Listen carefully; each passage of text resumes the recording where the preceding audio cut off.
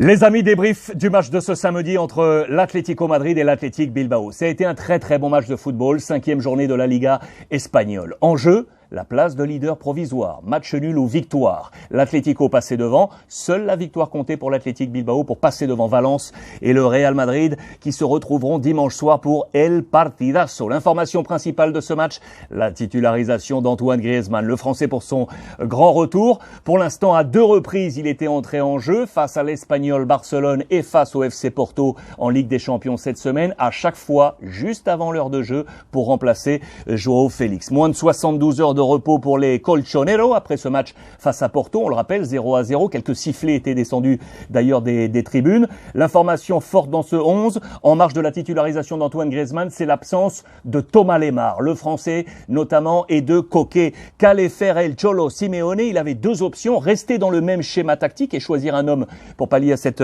absence, ou passer à une défense à 4. Non, il est resté dans le même schéma avec donc une défense à 3 et il a choisi l'Argentin De Paul, homme très important dans ce match. On le rappelle, l'Argentin qui est arrivé à cette intersaison en provenance de l'Udinese en Italie, fort de cette victoire en Copa América aux côtés de Lionel Messi. C'est un véritable poumon. Ce 11 de départ, du coup, avec Oblak le capitaine dans les buts, défense à 3 donc Jiménez, Hermoso, Savic, à droite Trippier, à gauche Lodi qui avait été préféré à Carrasco, Kondogbia, le poulpe qui a pris cette place maintenant juste devant la défense avec Llorente au milieu de terrain et donc De Paul devant Correa avec donc Griezmann à la place de Luis Suarez. En face, l'Athletic Bilbao qui marche avec une défense de fer. La formation de Marcelino, un seul but concédé en 4 journées pour l'instant. Il était inscrit par Memphis Depay. À noter un nom très fort, c'est le jeune Vivian en défense centrale qui lui, retenez bien son nom pour être l'un des grands défenseurs espagnols à suivre. Unai Simón, l'international espagnol dans les buts.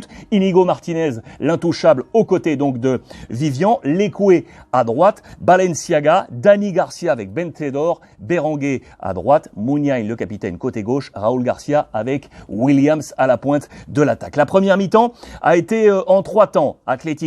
Athletic Bilbao, puis de nouveau l'Atlético. Mais très peu d'occasions de but. Un jeu très animé, mais peu d'occasions de but. 2 frappes seulement en 45 minutes. 2 frappes seulement, les 2 pour l'Atlético Madrid.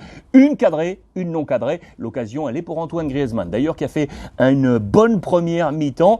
Ça a pêché côté Athletic Bilbao, et notamment parce qu'on n'a pas vu 2 hommes essentiels dans ce schéma. C'est Raúl Garcia devant et le capitaine Muniain qui sont un peu en version fantomas dans cette première mi-temps. Deuxième période, ça a été beaucoup plus fou, animé et notamment lié à de très nombreux changements des 2 côtés. Je vais en noter 2. Luis Suarez qui est entré en jeu à la place d'Antoine Griezmann qui est sorti sous les applaudissements et c'est à noter. Et côté Athletic Bilbao, Nico Williams. Là aussi notez bien ce nom. Nico Williams, à peine 19 ans. Lui, quand il touche le ballon, ça vaut de l'or. C'est très intéressant. Il a remplacé Raúl Garcia. Et pour la petite note, Raúl Garcia est sorti sous les applaudissements du peuple adverse. Imaginez pourquoi? Parce qu'il a porté, je vous le rappelle, les couleurs de l'Atlético Madrid à partir de la saison 2007-2008.